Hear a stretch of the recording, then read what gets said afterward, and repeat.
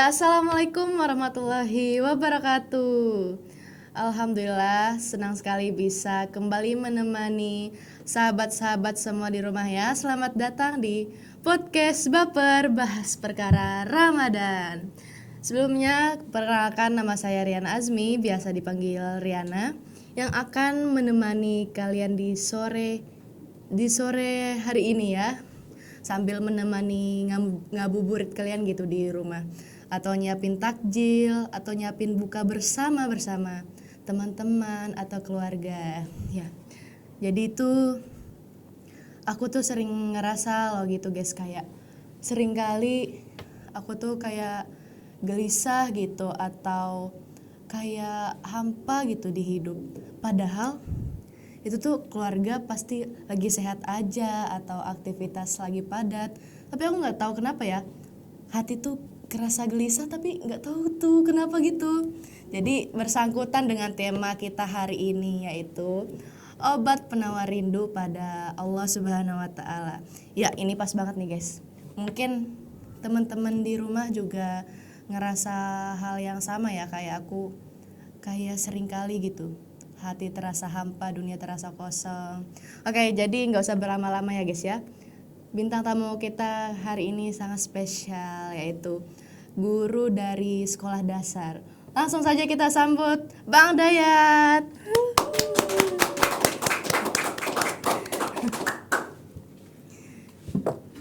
Iya.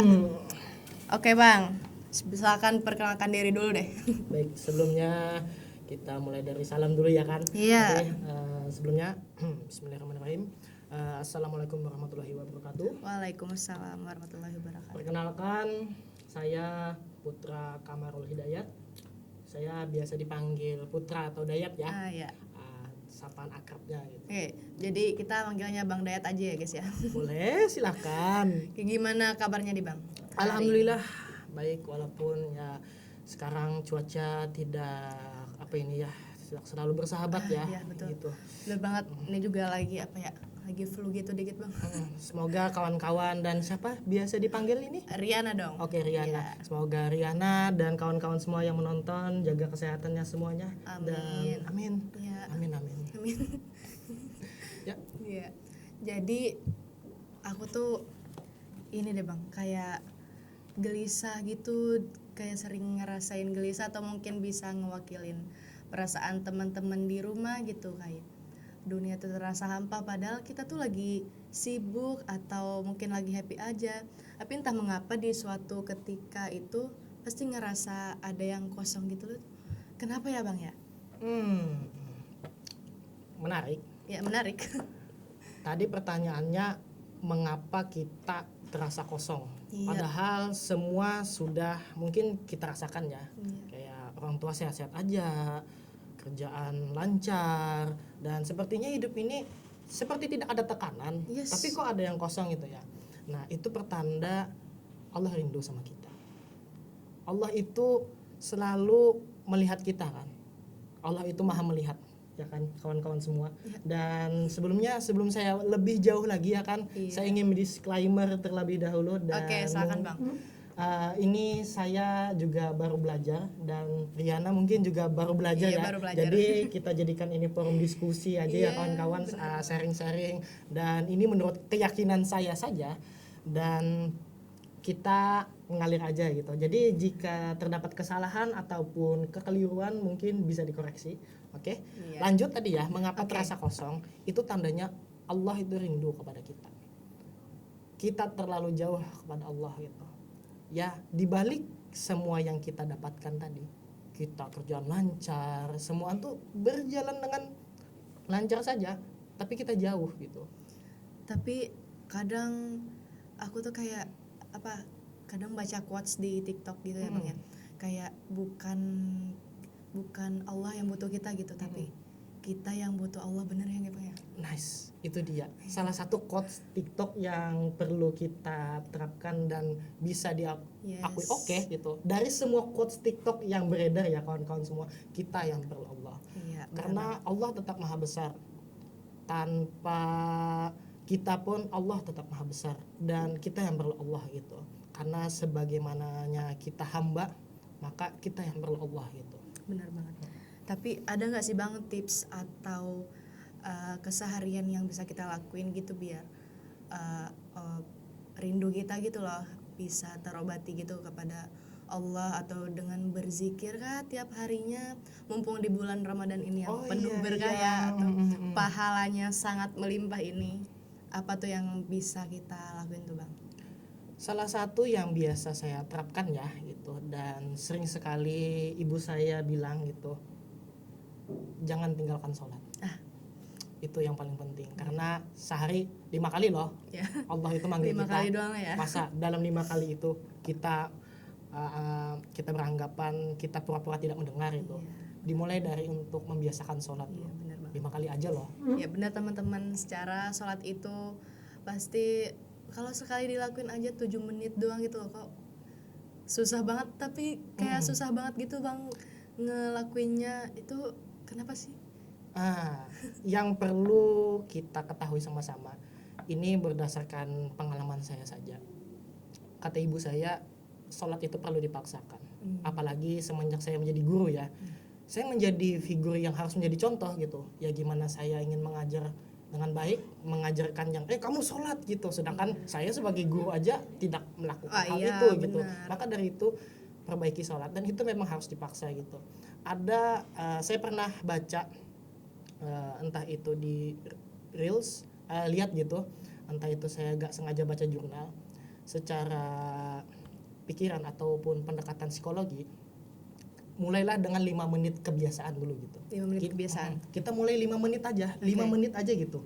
Kita mulai untuk kayak sebentar aja deh dulu sholat gitu. Yang biasanya oke deh gitu, mulai biasa sholat yang biasanya habis assalamualaikum warahmatullahi ya udah cus gitu, atau doanya singkat kayak ya Allah seperti biasa, ada itu udah singkat banget kan gitu.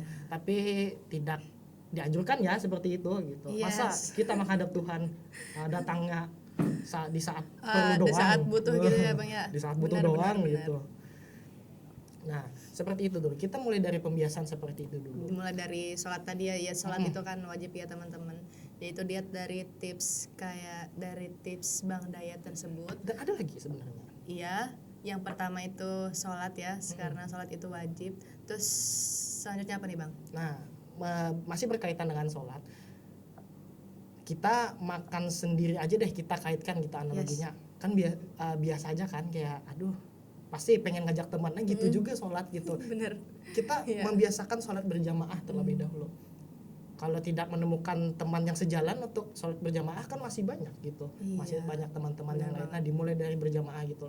Ya kalau gak berani jadi imam ya makmumlah dulu di saf kedua, pelan-pelan lah ya. Pelan-pelan, ya kita pelan-pelan aja gitu untuk mendekat. Karena kan Allah itu kan maha mengetahui, dia tahu niat kita gitu. Niat kita mau pamerkah, niat kita mau berubahkah, Allah yang tahu. Dan jangan mendengarkan omongan-omongan gitu. Biasanya kan kayak wes sekarang rajin sholat, bukan masalah rajin sholat ini kewajiban ya Bang. Kewajiban itu bukan yang waswes sekarang alimnya, bukan. Kewajiban kita sekarang gitu. malah sholat tuh kayak dianggap apa sih, so alim kayak gitu ya. Padahal itu kewajiban dan itu hal yang mendasar gitu. Benar-benar. Dan yang saya pelajari juga semenjak saya juga pernah saya pernah jadi siswa, saya pernah mahasiswa gitu, dan sekarang saya baru saja terjun di dunia kerja yang dengan hiruk-pikuknya gitu kan. Jadi yang saya pelajari itu adalah tentang bagaimana kita tetap menjaga sholat kita gitu, agar ini kita gak kosong gitu. Itu sesuatu yang mungkin saya sadari gitu. Dulu mungkin sholat kalau nggak diingatin ibu kan, sholat belum dulu gitu kan mungkin. Sekarang saya sudah mulai sadar bahwasannya ya gue pengen sholat deh. Nah kayak pengen kecanduan sholat gitu Bang, kayak ngerasa sekarang emang kita gitu yang butuh Allah. Emang sholat itu tuh jadi emang udah jadi kewajiban setelah menginjak masa remaja atau dewasa ya Bang ya, kayak gitu. Tipsnya apalagi nih Bang? Tipsnya salah satunya juga perbaikilah circle kita, lingkungan kita gitu. Ada kalanya ini dari bapak saya ya, bilang kalau kamu temanan sama orang yang jualan minyak harum, maka kamu akan ikut wangi juga. Nah begitu juga kalau kita temenan di lingkungan yang bisa dibilang ya kurang baik lah, maka kita akan terjerumus juga Yes, benar banget. ke yang nggak baik lah istilahnya kan. Saya tidak judge bahwasanya itu baik, saya baik, nggak. Cuman ini berdasarkan perspektif saya aja gitu, bahwasanya saya juga belajar untuk menjadi lebih baik gitu. Seperti quotes ini kakek saya bilang gitu, goal setiap hari itu menjadilah lebih baik gitu dari hari yang kemarin gitu. Berarti ternyata circle atau pergaulan itu ngaruh banget ya Bang ya Sangat ke mempengaruhi. kehidupan. Iya sih. Tapi ini deh Bang, kayak gimana? Oh kita lanjut kita kembali lagi ya ke obat penawar rindu tadi. Kayak gimana gitu ngebedainnya antara galau karena urusan dunia sama galau karena kayak rasa rindu kepada Allah gitu. Soalnya aku kadang deh Bang kayak ngerasa nggak bisa ngebedain karena ya itu tadi ya, kita pasti ngerasa hampa aja atau gimana, galau karena apa gitu loh. Tadi pertanyaannya bagaimana cara kita membedakan ya Iya. galau dunia sama galau apakah ini rindu kepada Allah Iya, gitu benar kan. banget. Kalau secara simpelnya ya, kita simpel aja gitu. Kalau simpel aja. kita galau karena dunia itu pasti berkaitan dengan dunia deh, karena pada dasarnya manusia itu tidak pernah merasa puas. Iya. Jadi biasanya itu berkaitan dengan entah itu keseharian, entah itu kalau misalnya kamu ikut organisasi kan, nah misalnya kamu pengurus nih, nah Iya. entah itu jabatan gitu. Terus berkaitan dengan misalnya kamu sambil kerja gitu, sibuk kerjaan gitu, nah biasanya itu hiruk pikuk dunia seperti itu, misalnya kegalauannya itu gimana ya gitu besok